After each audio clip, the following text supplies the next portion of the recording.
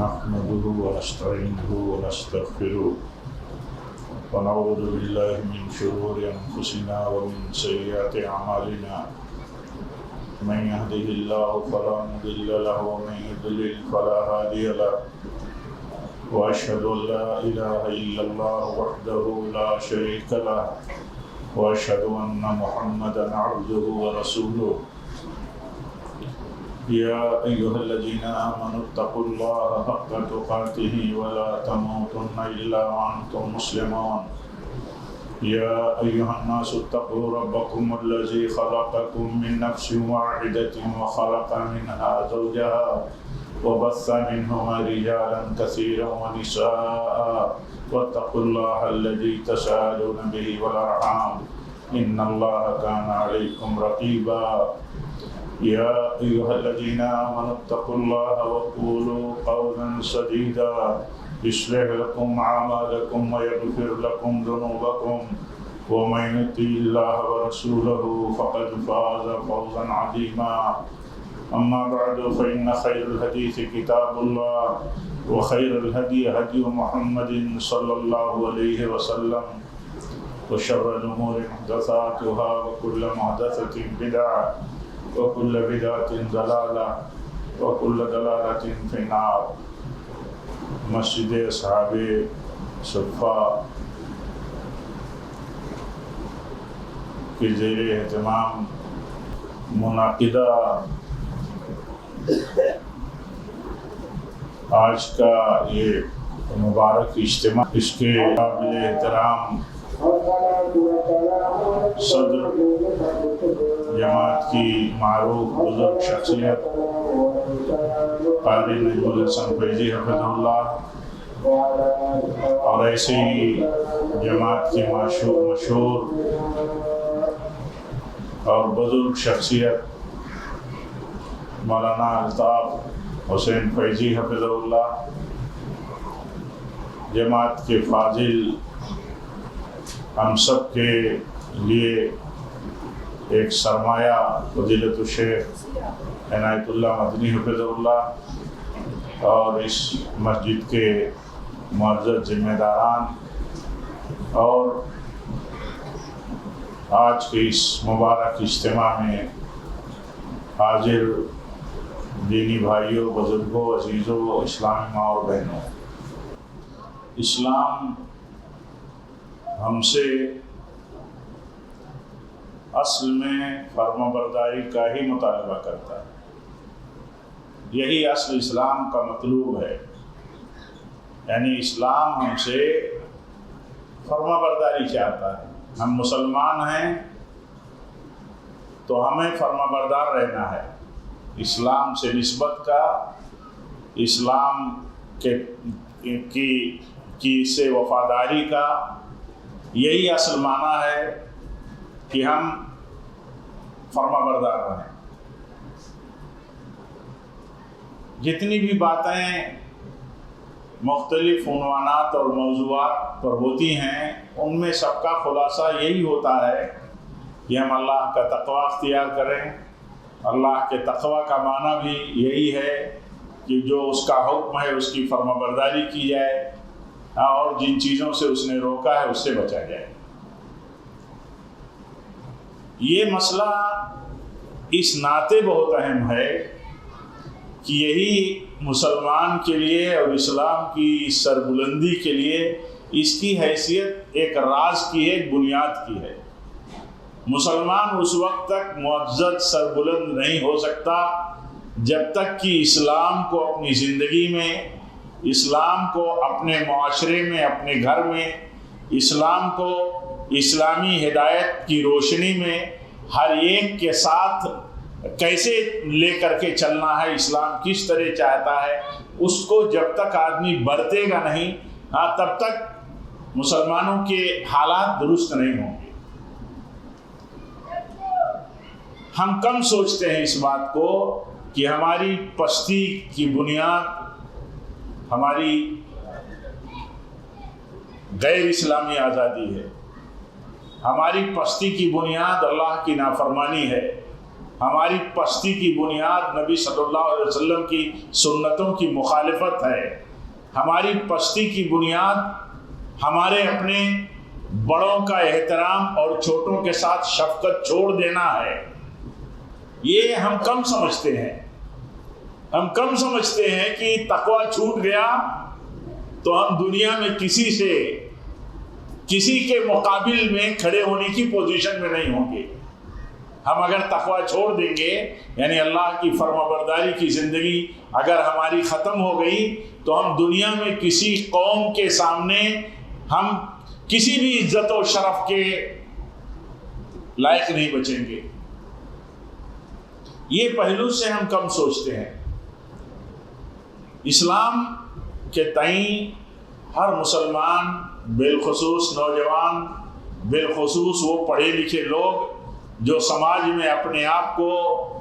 اوپر لے جانے کے لیے، کمیونٹی کو اوپر لے جانے کے لیے، مسلم قوم کو اوپر لے جانے کے لیے، سربلندی میں دیکھنے کے لیے، غلبے کی صورت میں دیکھنے کے لیے جو نت نئی باتیں، نت نئے طریقے، نت نئی شکلیں، نت نئے سورسز بتاتے رہتے ہیں، ان کو یہ زیادہ سمجھنے کی ضرورت ہے کہ اصل سورس تو اسلام ہے ہماری سربلندی کا۔ اگر یہ نہیں رہا تو ہم کبھی سربلند نہیں ہو سکتے۔ وَأَنْتُمُ الْأَعْلَوْنَ إِن كُنتُم مُؤْمِنِينَ۔ آپ بتائیے کتنے لوگوں کا ہمارا ایمان اور یقین اس پر ہے کہ ہماری سربلندی کا راز ایمان ہے، عقیدہ ہے اور اللہ تعالیٰ کی فرما برداری ہے۔ دیکھیے حج کا سیزن چل رہا ہے، ہمارے سامنے قربانی کا سیزن ہے۔ یہاں دیکھیے اللہ تعالیٰ نے ابراہیم کو سربلند کیا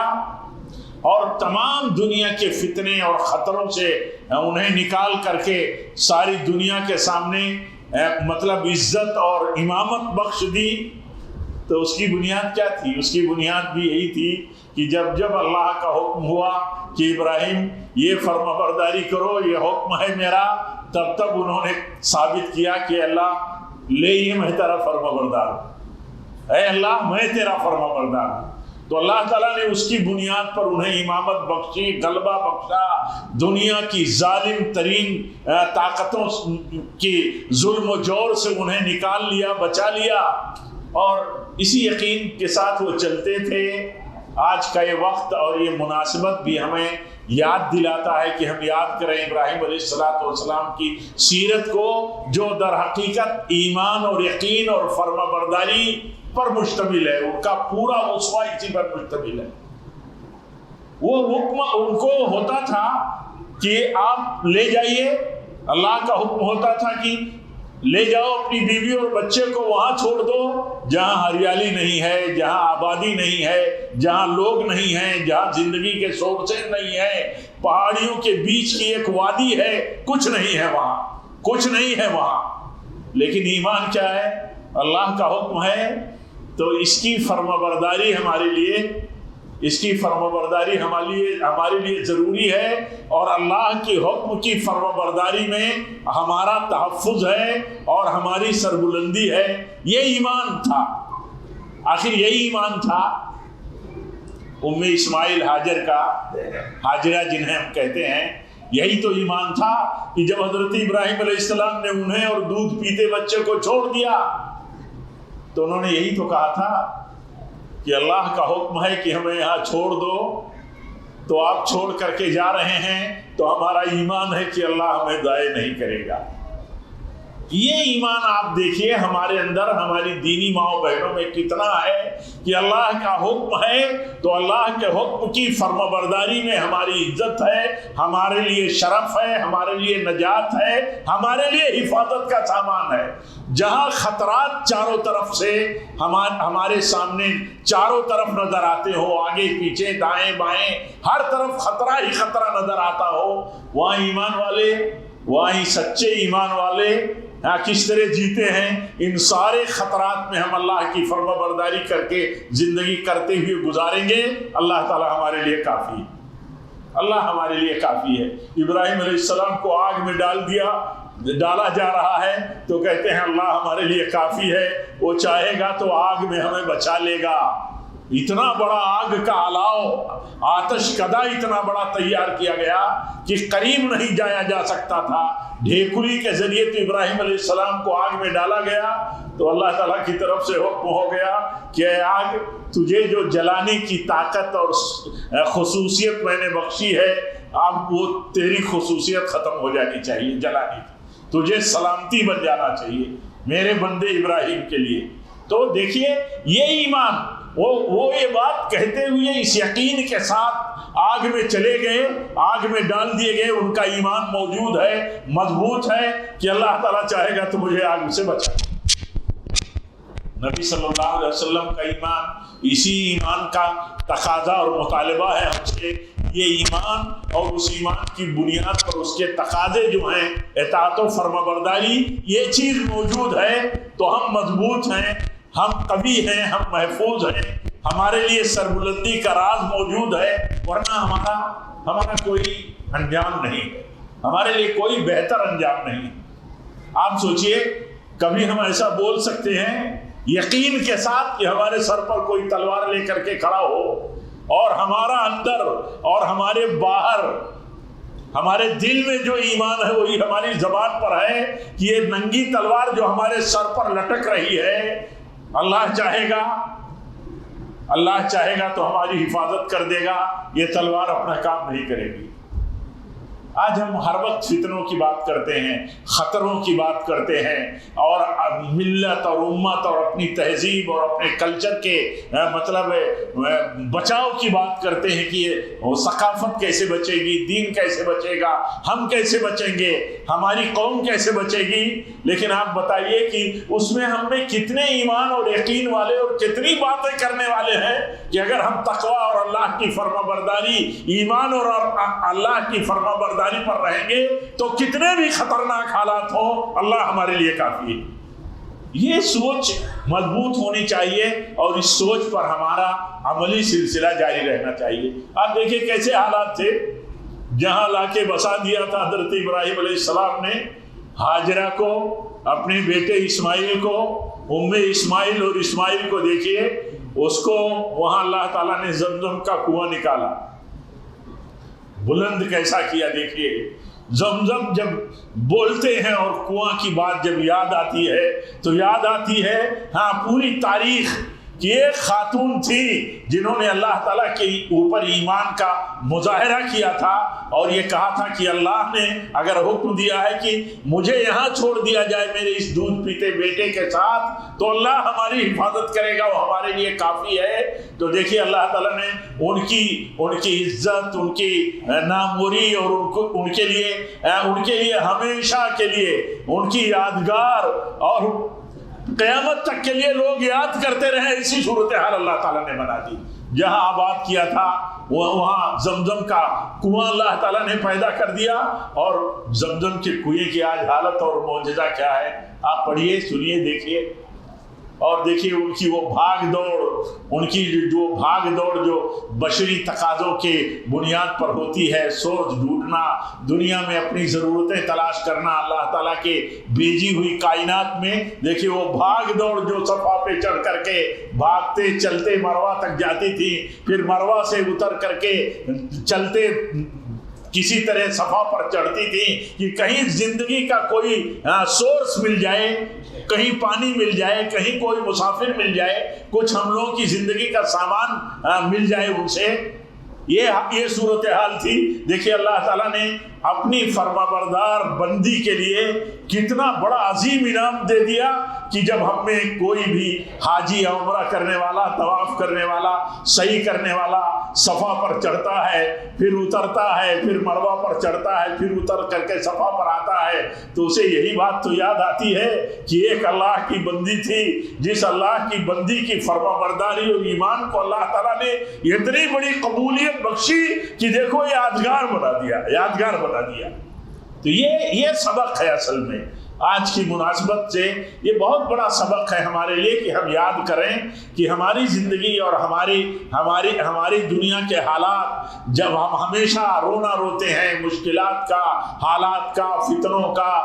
اپنے دشمنوں کا، اپنے مخالفین کا، کیا اس وقت یاد رکھتے ہیں کہ بہت سارے امن کے حالات آج بھی ہیں، بہت ساری آج بھی سہولیات ہیں، بہت ساری آج بھی آزادیاں ہیں دین اور ایمان کی حفاظت کے لیے اور اس پر چلنے کے لیے؟ اس کے باوجود ہم اتنے خطرات کی بات کرتے ہیں، ان خطرات پہ یہ بات نہیں کرتے کہ اللہ تعالیٰ کے اوپر ایمان اور اس کی فرما برداری ان سارے خطرات میں ہمارے لیے اللہ تعالیٰ کی طرف سے ان سارے خطرات میں بچاؤ کا یہ ذریعہ ہے اور یہ راستہ ہے۔ کم ہم سوچتے ہیں، ہمیں سوچنا چاہیے ہماری عزت کا راز اسلام ہے، ہماری سربلندی کا راز اسلام ہے، ہمارے غلبے کا راز ایمان ہے، اور ہماری حفاظت اور بچاؤ کا ذریعہ اللہ کے اوپر توکل ہے۔ ہم اسباب دنیا کے استعمال کر کے اگر اللہ کے اوپر ایمان اور توکل نہ رکھیں تو کیا ہم ایسا ہو سکتا ہے کہ ہم دنیا کے اسباب کا استعمال کر کے بحیثیت قوم، بحیثیت مسلمان اپنے آپ کو بچا پائیں گے؟ اگر اللہ کا فرما بردار اور اس کے تقوی کی زندگی نہ جیئیں؟ آپ سوچئے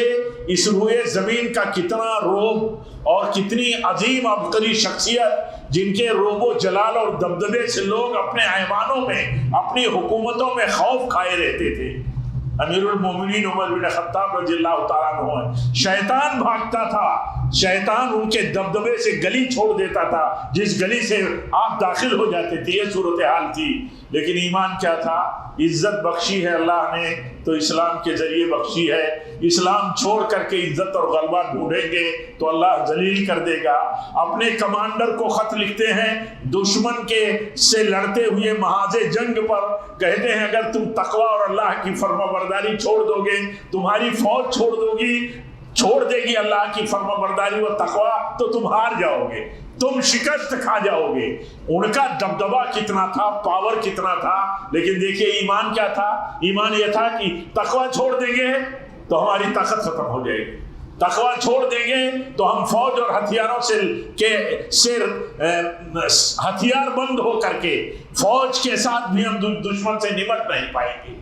آج بتائیے ہماری صورتحال، ہماری سمجھ کیسی ہے؟ اللہ سے دعا کرتا ہوں کہ رب العالمین ہم سب کو دین کی صحیح سمجھ عطا فرمائے، صحیح عقیدے پر ہم چلیں، صحیح بنیادوں پر ہم رہیں، دین پر چلیں، اللہ کے حکم کے مطابق چلیں۔ اللہ کا حکم ہے اے ایمان والو تم اللہ کا کہا مانو، اس کے حکم پر چلو، رسول کا کہا مانو صلی اللہ علیہ وسلم، ان کی سنتوں پر چلو، اپنے علماء کا کہا مانو اور ان کی پیروی میں رہو، اور ان کی ماتحتی میں رہو۔ اگر ایسا کرو گے تو تمہیں اللہ تعالیٰ عزت و سربلندی دے گا۔ اگر یہ مخالفتوں کی زندگی اپناؤ گے تو سرخروئی نہیں ملے گی۔ میں دعا کرتا ہوں آخر میں کہ اللہ تعالیٰ مجھ کو اور آپ کو سب کو، سارے چھوٹے بڑوں کو، حضرات و خواتین کو، سب کو اللہ تعالیٰ اسی ایمان پر ہم سب کو قائم رکھے، اسی ایمان کی مضبوطی ہمیں عطا فرمائے کہ اللہ ہمارے لیے کافی ہے، اللہ ہمارے لیے کافی ہے۔ اللہ اگر مدد کرے تو ساری دنیا ہماری مخالف ہو جائے تو ہمارا بال بیکار نہیں کر سکتی، اور اللہ کی مدد کب آئے گی؟ اس کے حکم کی فرما برداری پر، اس کے رسول کی سنت کی پیروی پر، اور اسی میں ہمارے لیے سربلندی کا راز ہے اور غلبہ ہے۔ رب العالمین ہم سب کو ایمان اور فرما برداری کی زندگی نصیب فرمائے، اور یہ اجتماع ہمارے معزز بھائیوں نے اور اسی طرح مسجد اصحاب صفا کے ذمہ داران نے اور ان کے ساتھ تعاون کرنے والے بھائیوں نے، ہمدردوں نے، اور جتنے لوگ یہاں جمع ہیں، ہمارے بھائی، ہماری بہنیں، بیٹیاں، ہمارے بچے، سب کے لیے دعا کرتے ہیں کہ اللہ تعالیٰ سب کی کوششوں کو، سب کی حاضری کو اللہ تعالیٰ قبول فرمائے، اور ہم سب کو تقوی کی زندگی جینے کی توفیق دے، سنت کے مطابق زندگی گزارنے کی توفیق دے، صحابہ کے مسلک، صحابہ کے طریقے پر، سنت کے مسلک، حدیث سے مسلک سنت پر، مسلک صحابہ پر، ان کے منہج پر اللہ تعالی ہم سب کو زندگی گزارنے کی توفیق دے، اور جب بھی ہماری موت ہو تو اسی پر ہو۔ وآخر دعوانا ان الحمدللہ رب العالمین، والسلام علیکم ورحمۃ اللہ وبرکاتہ۔